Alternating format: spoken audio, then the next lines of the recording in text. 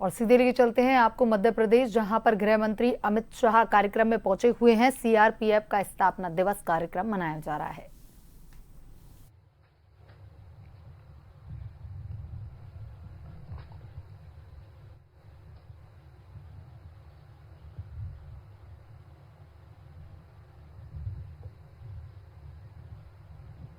श्री अजहर मोहम्मद, उप commandant RTC Neemuch.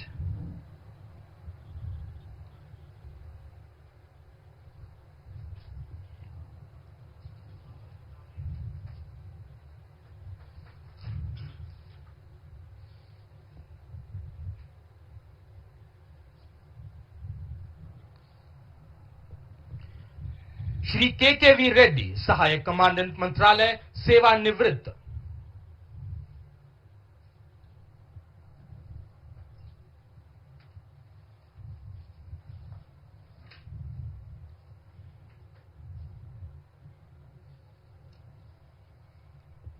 उप निरीक्षक जीडी मेरुगु रविंदर रेड्डी, द्वितीय सिग्नल वाहिनी।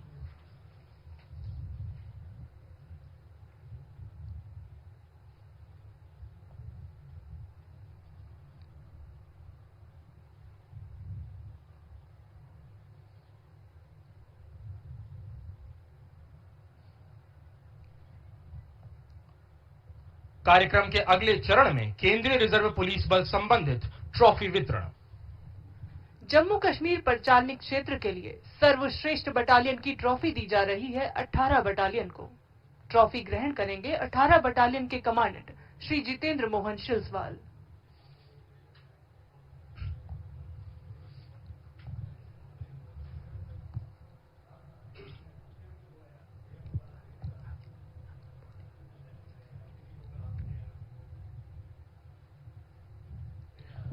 नक्सल प्रभावित इलाकों में तैनात सर्वश्रेष्ठ ऑप्स बटालियन की ट्रॉफी दी जा रही है 197 बटालियन को। ट्रॉफी ग्रहण करेंगे 197 बटालियन के कमांडेंट श्री परवेश कुमार जौहरी।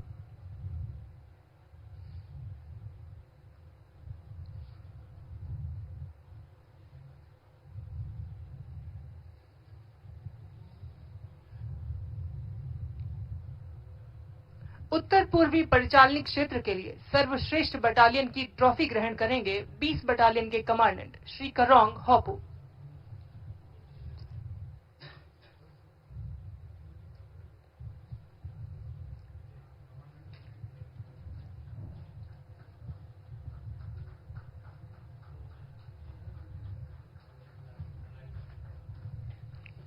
सर्वश्रेष्ठ ग्रुप केंद्र की ट्रॉफी ग्रुप केंद्र संबलपुर के उप महानिरीक्षक श्री संजय कुमार सिंह।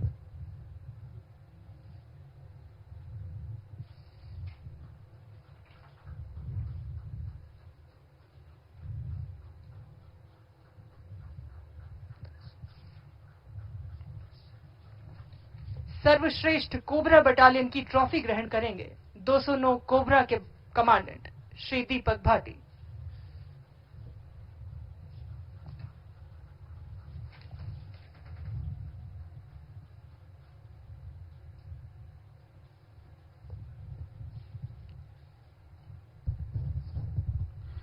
सर्वश्रेष्ठ प्रशिक्षण संस्थान की ट्रॉफी ग्रहण करेंगे आईएसए माउंट आबू के महानिरीक्षक श्री दर्शन लाल गोला।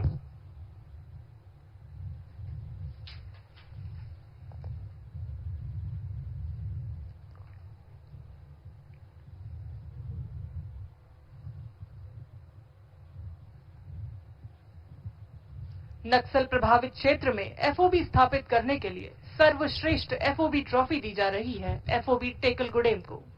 ट्रॉफी ग्रहण करेंगे 150वीं वाहिनी के कमांडेंट श्री राकेश चंद्र शुक्ला।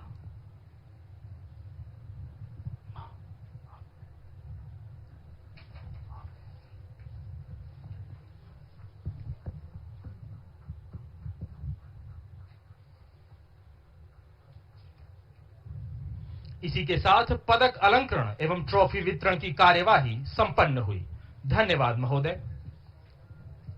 और अब मैं माननीय मुख्य अतिथि महोदय श्री अमित शाह जी, केंद्रीय गृह एवं सहकारिता मंत्री भारत सरकार से अपने आशीर्वचनों द्वारा बल के सभी सदस्यों एवं परेड में उपस्थित सभाजनों को अनुग्रहित करने का सादर अनुरोध करती हूँ।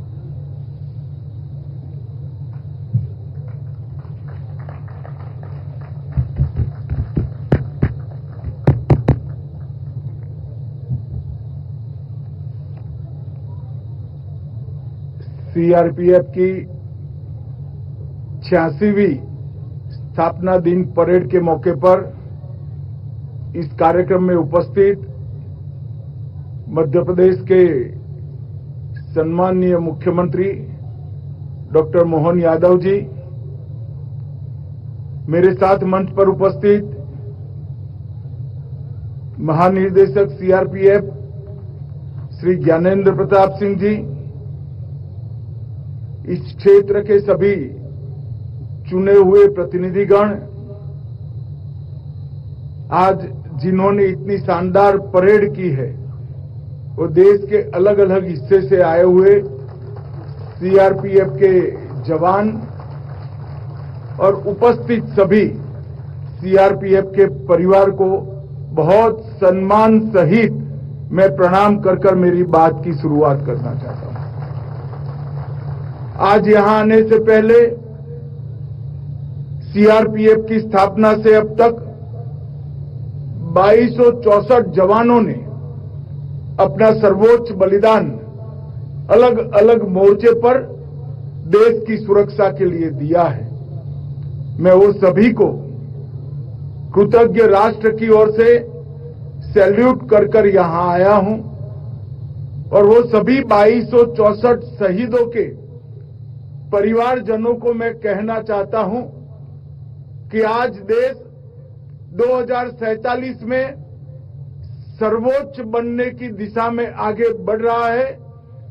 उसमें आपके परिवारजनों के ये बलिदान का बहुत बड़ा योगदान है। जबकि देश की आजादी की शताब्दी का सुवर्ण ग्रंथ लिखा जाएगा, सबसे पहले ये अमर शहीदों की वीरता की गाथा सुवर्णमयी अक्षरों से लिखी जाएगी, इसका मुझे पूरा विश्वास है। हमेशा सीआरपीएफ ने देश की एकता और अखंडता बनाए रखने के लिए अपना सर्वोच्च बलिदान देने में कोई कसर नहीं छोड़ी और इसीलिए जब भी देश में कहीं अशांति होती है और गृह मंत्री के नाते जब मुझे मालूम पड़ता है कि सीआरपीएफ का जवान वहां मौजूद है, मैं निश्चिंत होकर अपना बाकी काम करता हूं, क्योंकि मुझे भरोसा है कि सीआरपीएफ है तो विजय सीआरपीएफ के जवान की सुनिश्चित। भाइयों और बहनों, मोदी जी के सरकार दूसरी बार बनने के बाद 2019 में हमने निर्णय किया कि सभी सीएपीएफ का स्थापना दिन देश के अलग अलग हिस्सों में मनाया जाएगा। उसी के तहत आज ये वार्षिक परेड नीमच के अंदर मनाई जा रही है और आज यहां पर सीआरपीएफ के कई जवान, कई कार्मिक, उनको उनके उत्कृष्ट प्रदर्शन के लिए अलग अलग प्रकार के अलंकरणों से नवाजा गया है। मैं वो सभी को बहुत बहुत बधाई देना चाहता हूं। मित्रों, सीआरपीएफ का योगदान देश की सुरक्षा से अलग हटकर कोई देख ही नहीं सकता।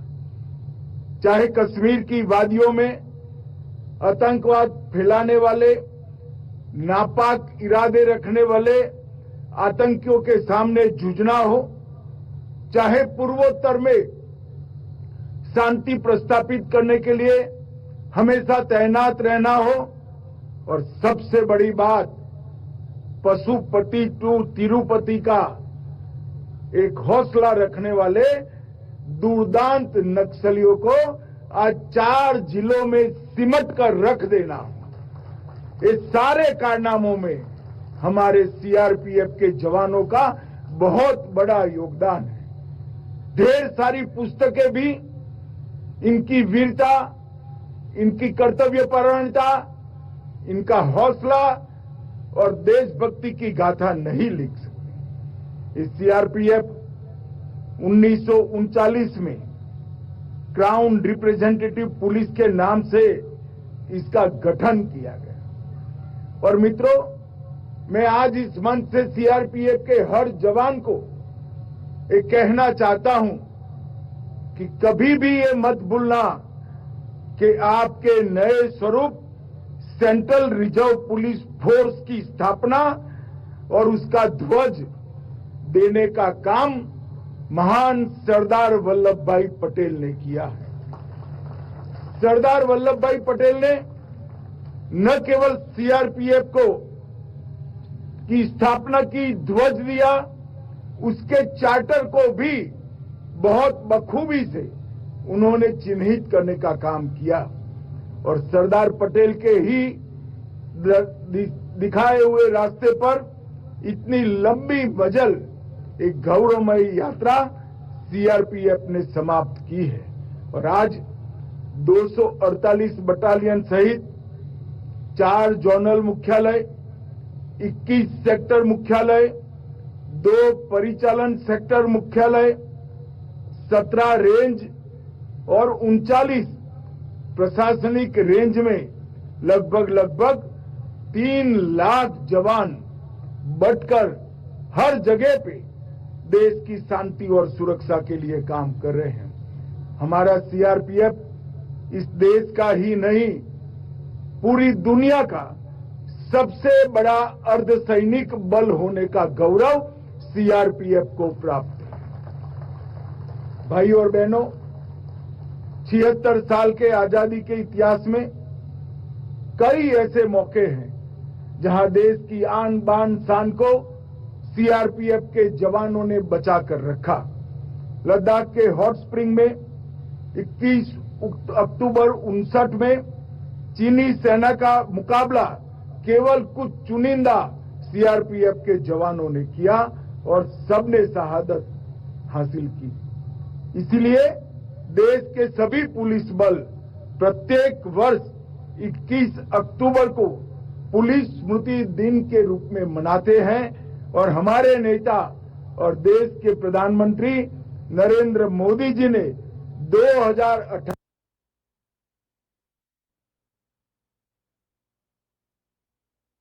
सभी सीएपीएफ के जवानों की स्मृति में चाणक्यपुरी में राष्ट्रीय पुलिस स्मारक बनाकर इसको हॉट स्प्रिंग की शहादत को गर्व के साथ एक अमर स्वरूप देने का काम किया है। 1965 में कच्छ के रण में सरदार पोस्ट पर सीआरपीएफ के जवान तैनात थे। पाकिस्तान की सेना को मुंह तोड़ जवाब दिया और इसीलिए 9 अप्रैल को शौर्य दिन पूरा देश मनाता है। मित्रों, 2001 में हमारे लोकतंत्र की सबसे बड़ी पंचायत संसद भवन पर हमला हुआ, इसको भी नाकाम सीआरपीएफ के जवानों ने किया। 2005 में श्री राम जन्मभूमि पर आतंकी हमला हुआ, उसको भी निरस्त करने का काम सीआरपीएफ के जवानों ने किया और मंदिर को सुरक्षित रखा। भाइयों और बहनों, सबसे बड़ी कामयाबी सीआरपीएफ के इतिहास में लिखी जाएगी, वो अनेक सालों तक याद रखी जाएगी कि इस देश को नक्सलवाद से मुक्त करने में सीआरपीएफ ने बहुत बड़ा योगदान दिया है। आज भी दुर्दांत नक्सली भी जब उनको समाचार मिलते हैं कि कोबरा के जवान उनकी ओर गति से बढ़ रहे हैं तो उनकी रूह कांप जाती है। इस प्रकार का एक बहुत बड़ा शौर्य का परिचायक सीआरपीएफ की कोबरा बटालियन बनी है। मैं आज इस मंच से 86वीं परेड के दिन पर कोबरा बटालियन के सभी जवानों को हृदयपूर्वक बहुत बहुत शुभकामनाएं और शाबाशी देना चाहता हूं। आपके नेतृत्व में सीआरपीएफ के बाकी जवानों ने नक्सलवाद को समाप्त करने की दिशा में बहुत बड़ा योगदान दिया है और मैं आज आपको कहकर जाता हूं कि 31 मार्च 2026 इस देश में नक्सलवाद हमेशा के लिए समाप्त हो जाएगा। ये प्रण जो है वो आपके ही दम पर इस देश ने तय किया है। सीआरपीएफ के बगैर ये संभव नहीं है। धारा 370 हटाने के बाद कश्मीर के अंदर शांति बनाए रखनी हो या हर चुनाव को